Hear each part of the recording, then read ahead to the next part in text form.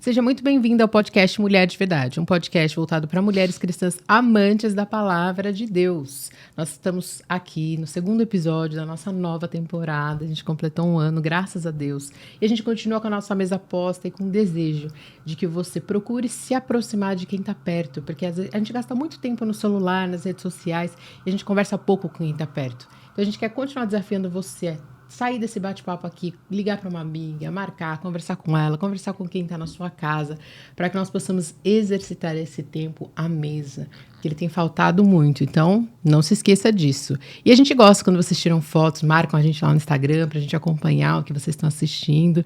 E se vocês querem seguir a gente, como que faz, Esther?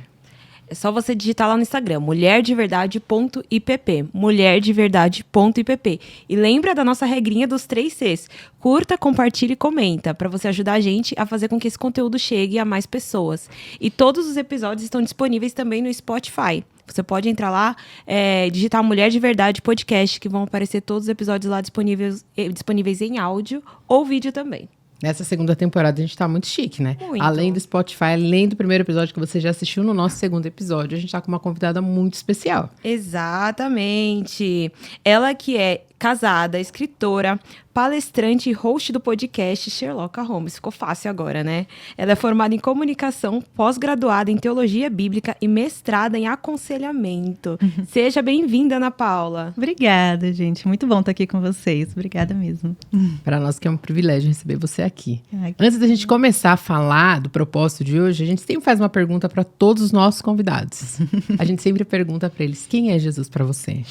Bom, Jesus para mim é aquele que a Bíblia diz que ele é. É a imagem do Deus invisível, ele é aquele que estava no princípio com Deus, ele é Deus. E não, sendo Deus, ele, como a Bíblia fala, ele não... ele veio em humildade, ele veio para servir, ele veio para obedecer a Deus aqui na terra, até a morte de cruz. Ele é aquele que veio para nos salvar, aquele que veio para nos redimir. Esse é Jesus para mim, aquele que no final todo mundo vai dobrar o joelho e toda língua vai confessar que ele é o Senhor. Esse é Jesus para mim. Amém. E a gente chamou a Ana hoje aqui para conversar um pouquinho, porque ela escreveu um livro. Se você não comprou, você deveria comprar e deveria ler. A gente leu, muito bom. Chama Unidas contra a Rivalidade Feminina. E eu queria que você contasse um pouquinho para a gente, Ana, por que você decidiu escrever esse livro? É baseado em alguma experiência pessoal? Também, Carol, porque assim, eu decidi escrever esse livro porque também, quando eu comecei a frequentar a igreja local, eu não esperava muito que eu ia encontrar as dificuldades que eu encontrava no mundo de relacionamentos com mulheres, que eu acho que vocês sabem bem como é que é. Eu não esperava que encontrar na igreja. Então, mas assim, sabe aquela coisa, você está chegando, talvez seja só comigo. E aí, quando à medida que eu estou no trabalho, à medida que a minha vida está acontecendo, eu lá me relacionando com várias pessoas que, vendo que eu era crente, eu também sou crente, mas eu não vou à igreja. E aí eu perguntava, por que você não vai à igreja? Você vai procurar saber? E muitas vezes, a resposta é, eu não vou por causa que... É problema de relacionamento, fofoquinha na igreja, é porque brigou com alguém.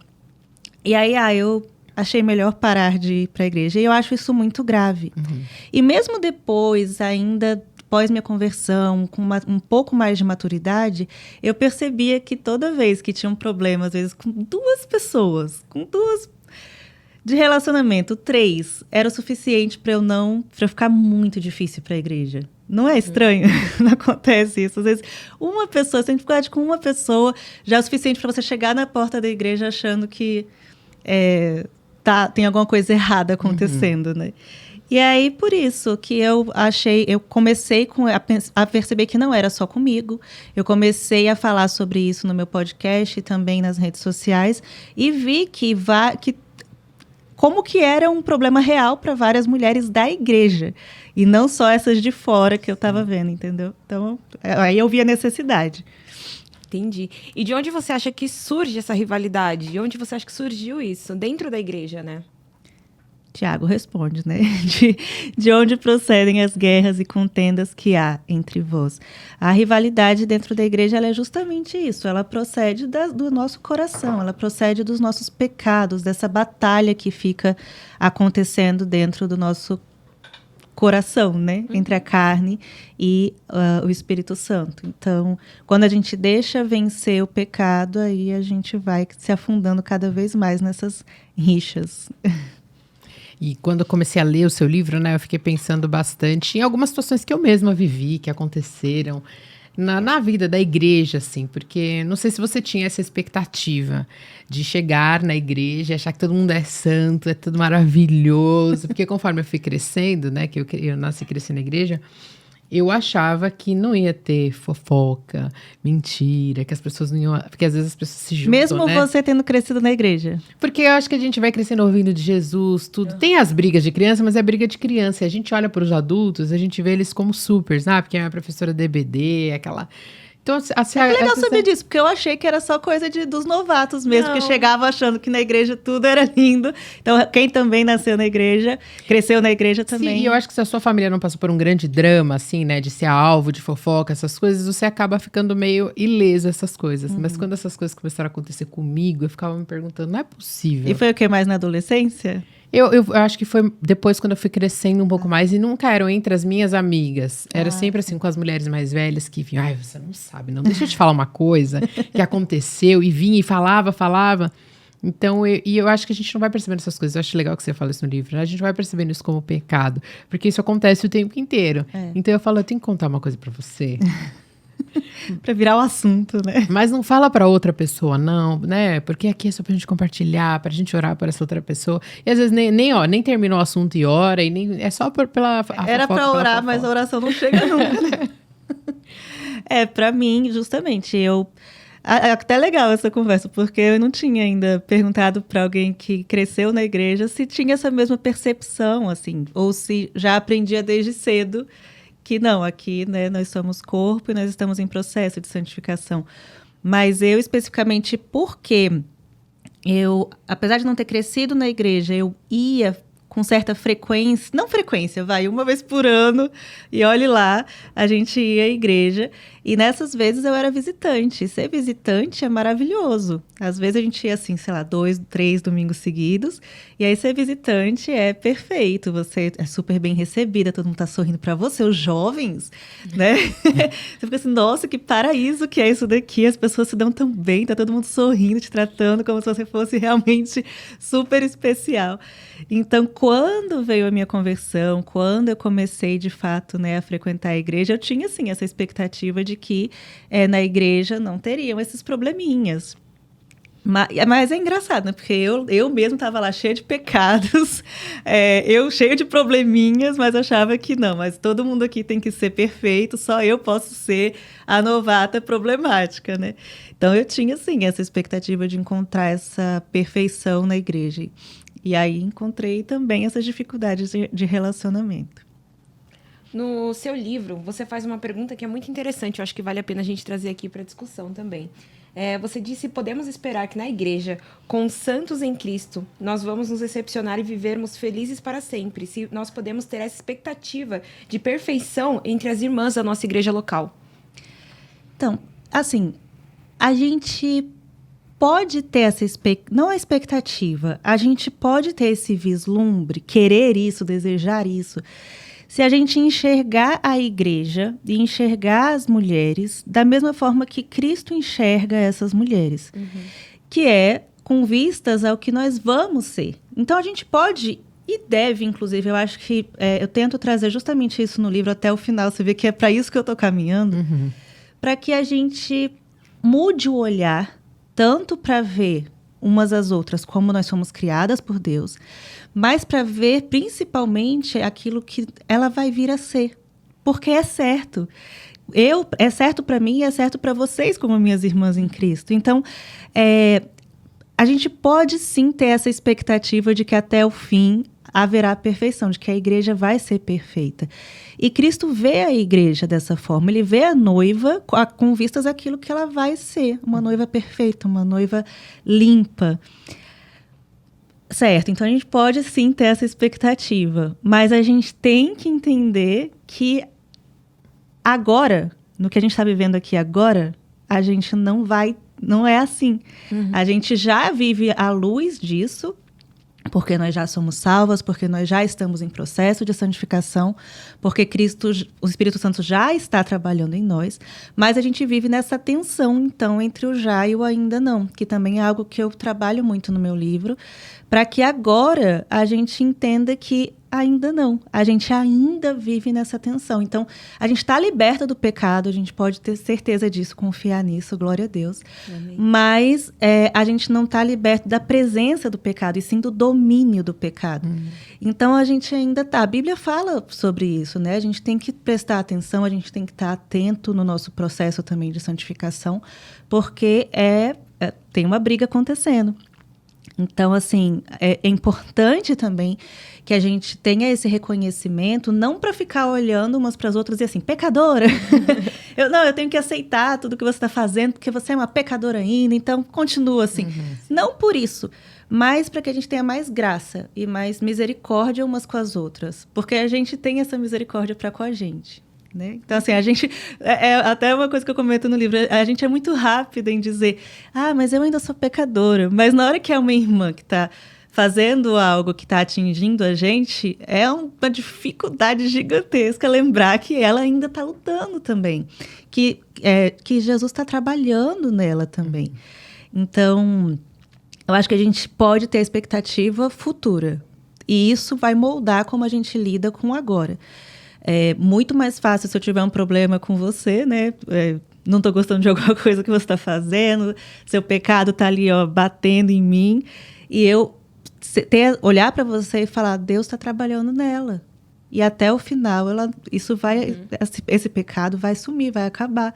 E ele está me usando nesse momento aqui para afiar ela também, entendeu? Então... Não, gente, a gente não tem nenhum problema, tá? É só você. E o que eu achei muito legal que você fala no livro também é a questão da diversidade. Porque hoje em dia a gente tem muita dificuldade com o diferente. A gente está sempre caminhando, até pelos algoritmos e tudo, para viver numa sociedade onde todo mundo pensa a mesma coisa, do mesmo jeito. E se alguém pensa diferente de mim, então essa pessoa é automaticamente meu inimigo.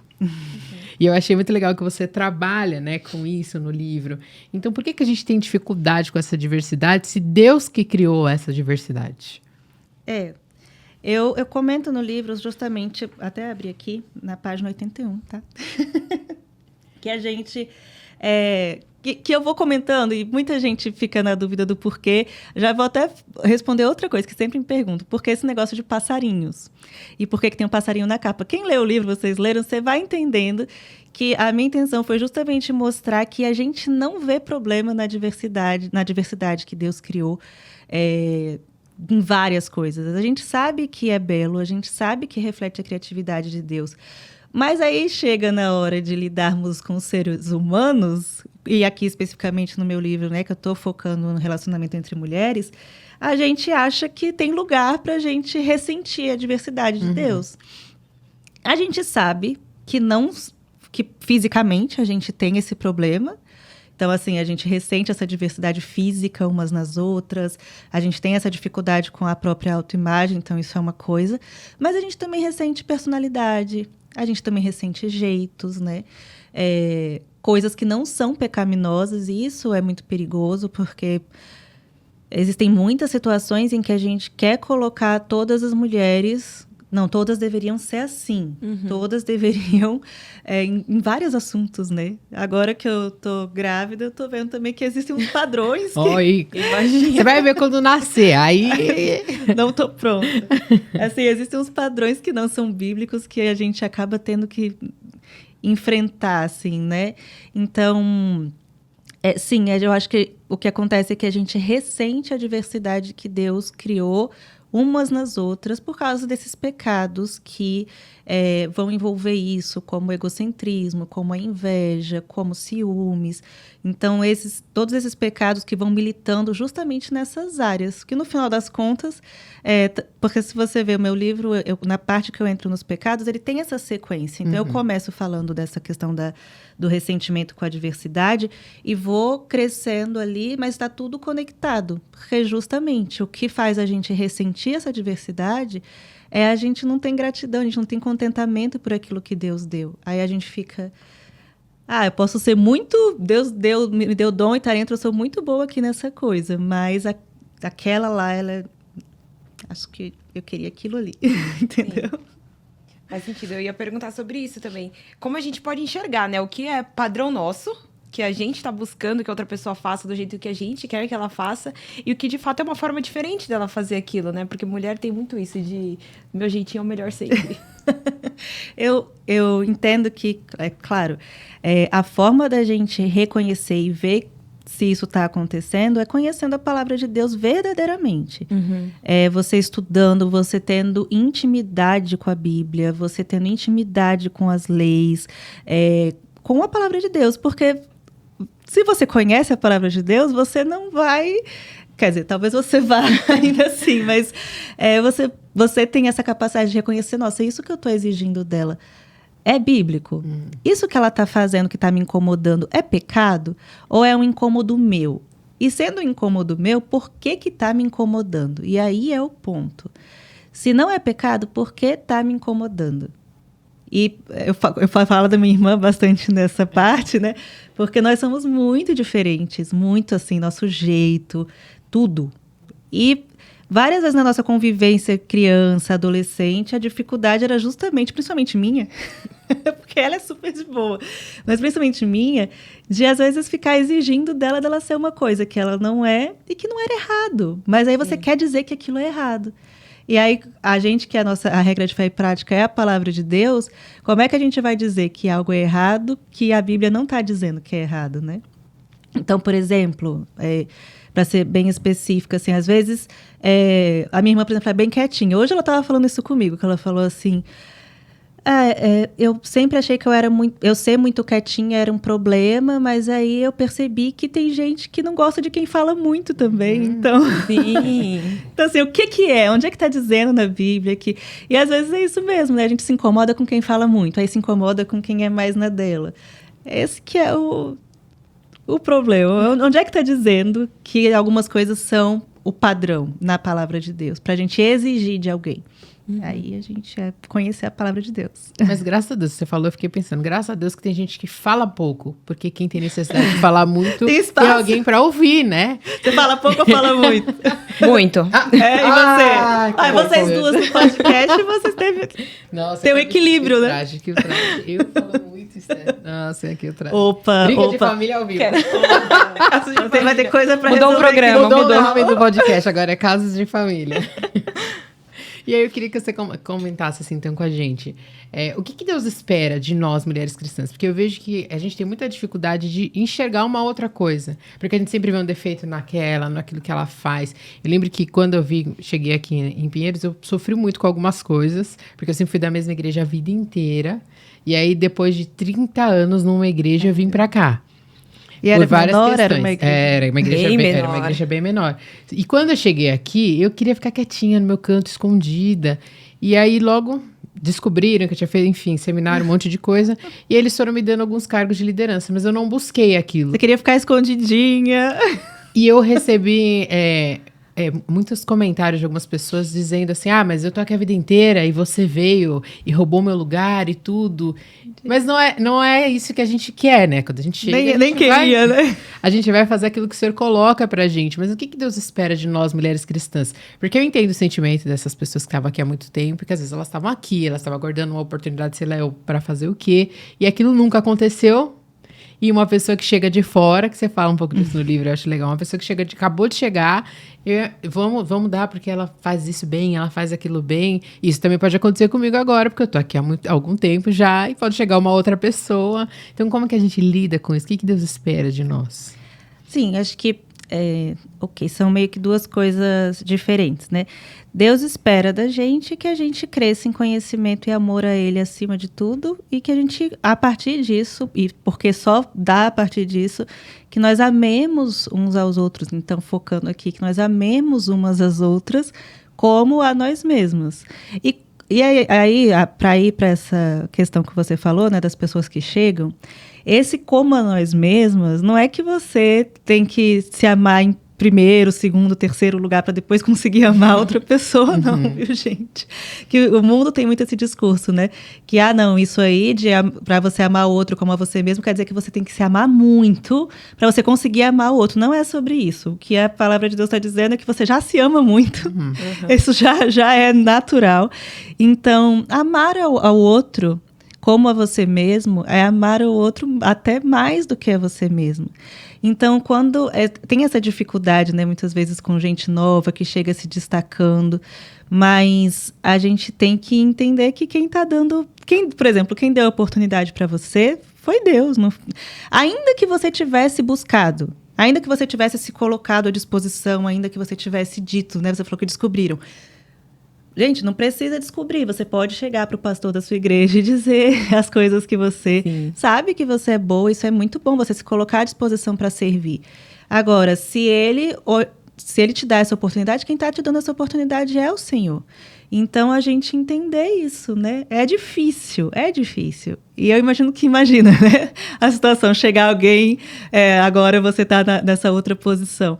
É difícil, mas é um trabalho que Deus vai fazendo no nosso coração também. Isso está sendo trabalhado em nós. Então, o que Deus espera de nós nesse amar a Ele acima de tudo e aos outros como a nós mesmos é o processo de santificação. Deus espera que Deus quer que nós sejamos santas como Cristo é santo. Esse padrão é altíssimo, mas Ele mesmo provê os meios para que isso aconteça. Isso está acontecendo, é certo que está acontecendo. Se o Espírito Santo habita em você, habita em mim, esse processo já está garantido, está acontecendo. Mas tem que prestar atenção porque ele tem que gerar, né? A gente tem que ver os frutos disso, não dá para assim, não, tá, e não vamos vigiar, não, a gente tem que exercitar, né? A gente tem que correr atrás também, a gente tem o nosso esforço nisso. Então, quando diz que tem nosso esforço nisso, significa que a gente tem que estar atento intencionalmente.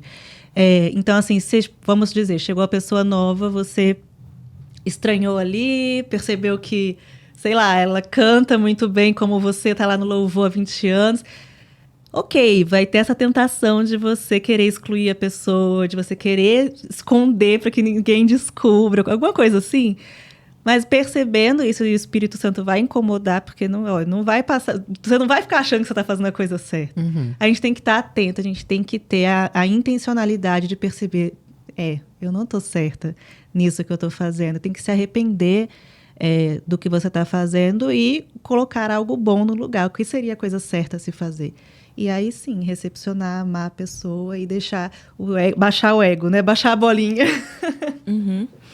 Eu gosto muito disso, né? De você pensar não só o que você não deve fazer, mas o que você deve fazer. Porque a gente pensa muito assim no não faça isso, mas o que a gente pode... eu substituo? Exatamente, né? eu acho que isso... A santidade é isso, não é só sobre... né? Não é só sobre abandonar o pecado, mas é colocar o certo no lugar, né? Exatamente. Então, mas é exatamente isso, porque a gente esquece que tudo que a gente precisa tá ali na Bíblia, né? A Bíblia tem as respostas que a gente busca. E às vezes a gente acha que não, mas tem. E na página 95 do seu livro, você cita 1 Coríntios 4:7. E fala sobre a questão de sermos desafiadas por Paulo com a seguinte questão, de quem nos faz sobressair. Eu achei muito legal quando você fala isso, eu nunca tinha pensado nisso. Ajuda a gente a trabalhar com relação ao orgulho e à inveja, né? Sim.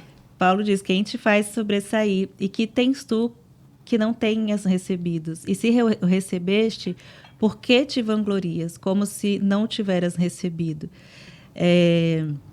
Justamente que a gente consiga ver a soberania de Deus em tudo que Ele faz, E é bom, antes da gente julgar que a pessoa não merece estar lá.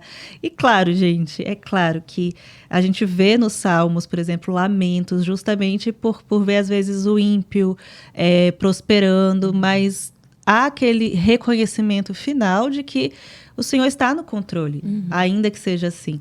Mas falando assim do corpo de Cristo, como é difícil, né? Você julgar assim, a não ser que de fato você conheça e você saiba que não é justo aquilo, mas você julgar somente na sua cabeça que assim, não, ela não merece ser host daquele podcast da Pinheiros, porque ela chegou agora. Então assim, não, foi Deus que deu esse lugar de proeminência para ela. E a Bíblia é muito claro quanto a isso. Deus que dá os presentes para cada um, Deus que dá os dons, que dá os talentos, que dá as oportunidades. Não tem nada que vem das nossas mãos. E se Deus não trabalhar, por mais que a gente faça, se esforce, Exato. corra atrás, tente, não vai acontecer, né? Então, é isso. Mas achei isso muito legal, porque a gente esquece disso, né?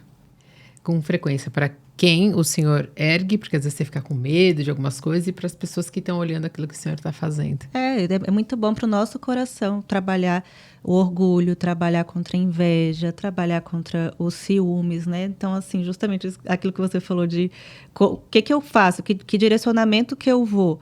E a palavra de Deus sempre vai ter esse direcionamento, que é para onde a gente tem que olhar. Então, assim, eu estou olhando para aquela pessoa se sobressaindo e estou achando que eu sou muito importante. Eu estou me vendo como maior do que ela e como se ela não merece se sobressair naquilo que ela está se sobressaindo. E aqui eu estou falando de qualquer coisa, gente, sei lá, né? A gente lida com isso o tempo inteiro.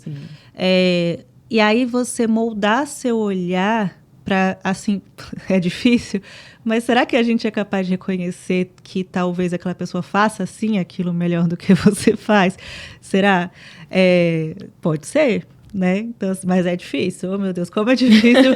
Como é difícil. Eu acho que o mais difícil é essa parte de ver o outro como maior do que você. Muito difícil. Isso é muito complicado. Muito. Porque a gente se acha grande demais.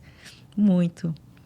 E o tempo aqui, ele não passa, ele voa. Então, eu queria fazer uma última pergunta para você. O que você diria para as mulheres que estão nos ouvindo como uma forma de encorajamento para elas procurarem a unidade feminina e não a rivalidade? Gente, lembra que Jesus orou pela nossa unidade. E ele disse que isso testemunha do amor dele. Então, isso para a gente tem que ser missão mesmo. Tem que ser missão. Que a gente ame de fato umas às outras. Que a gente obedeça esse mandamento de amar a Deus acima de tudo e assim amarmos uns aos outros como a nós mesmos. Porque isso vai testemunhar ao mundo que Cristo veio e que o que ele diz é verdade. Então, quando a gente fica assim nessa... É muito triste, assim, quando eu falei por que eu comecei a escrever o livro, tal, o tema, que eu falei para vocês que no trabalho as pessoas falando isso, tem outras pessoas ouvindo também, sabe? Tem descrentes ali ouvindo que aquela pessoa deixou de ir à igreja por causa de fofoca, porque teve problema com outra pessoa. E é claro que aqui eu estou falando em um aspecto, mas tem vários. Nas redes sociais, a gente está mostrando o que para o mundo?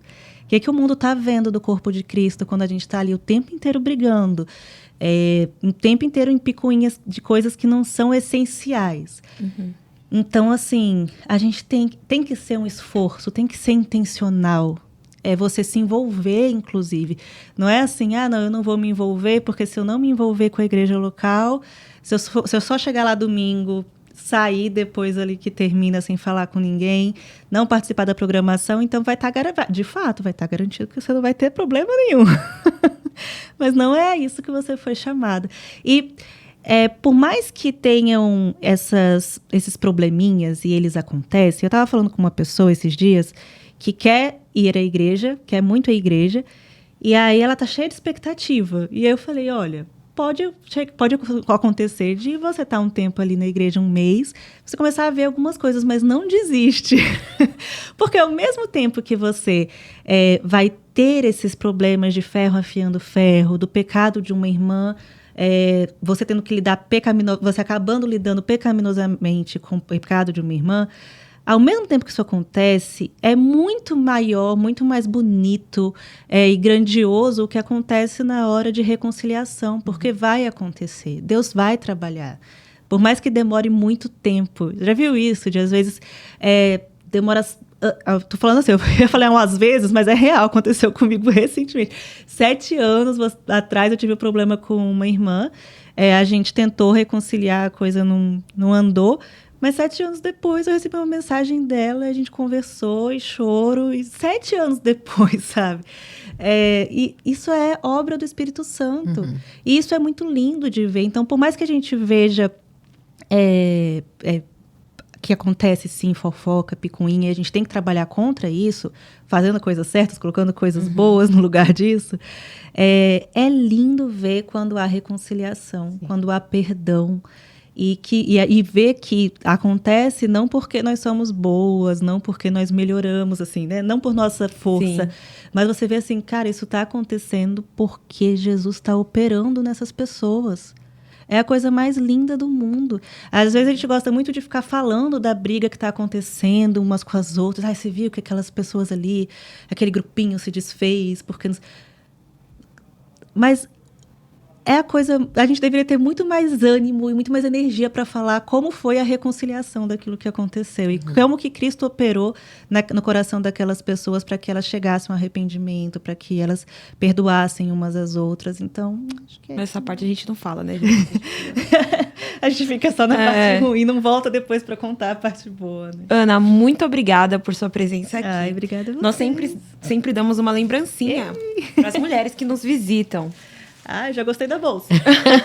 Mulher ama uma eco bag, né? Ama. É o nosso quadrinho aqui com versículo, né, do podcast, que a gente sempre encoraja as mulheres a dizerem: eis aqui a serva do Senhor, cumpra-se em mim, né? Para elas sempre dizerem sim para a vontade do Senhor e não para a sua própria vontade. Segundo a tua palavra. Ai, que lindo, amei, obrigada. E agora a gente quer falar com você que acompanha a gente todas as semanas. Você tem primeiro um compromisso. A gente falou desse livro aqui e elas falam bastante disso, a Sherlocka fala isso. Não compra esse livro para dar para alguém. Você fala isso, né? Compra também. Compra para ler primeiro, porque às vezes a gente lê e fala assim, já sei, aquela irmã encrenqueira da igreja, ela precisa desse livro. Não, a gente precisa desse livro primeiro. Eu fui muito surpreendida em algumas partes, né? Quando a gente vai lendo, a gente fala, talvez eu esteja sendo representada aqui nessa parte. Só talvez, né? Porque a gente é muito, muito boa. E depois você pode presentear outras pessoas, mas não lê pensando nas outras pessoas, lê pensando em você, naquilo que o Senhor quer falar com você, para que a gente pense realmente na unidade, naquilo que o Senhor tem feito. E depois você compra para todo mundo, dá para todo mundo. Isso aí. E você tem um compromisso com esse vídeo aqui, você sabe que você tem que pegar esse link e compartilhar, porque eu tenho certeza que você foi muito abençoada com esse conteúdo e precisa mandar para outras mulheres, porque eu tenho certeza que no seu ciclo tem muitas mulheres que lidam com essa questão, você lida com isso, então compartilha para essa mensagem chegar ao máximo de mulheres possíveis. Nós temos um encontro aqui toda semana, então eu espero você na semana que vem. Um beijo, meninas, e até a semana que vem. Tchau, tchau. Tchau.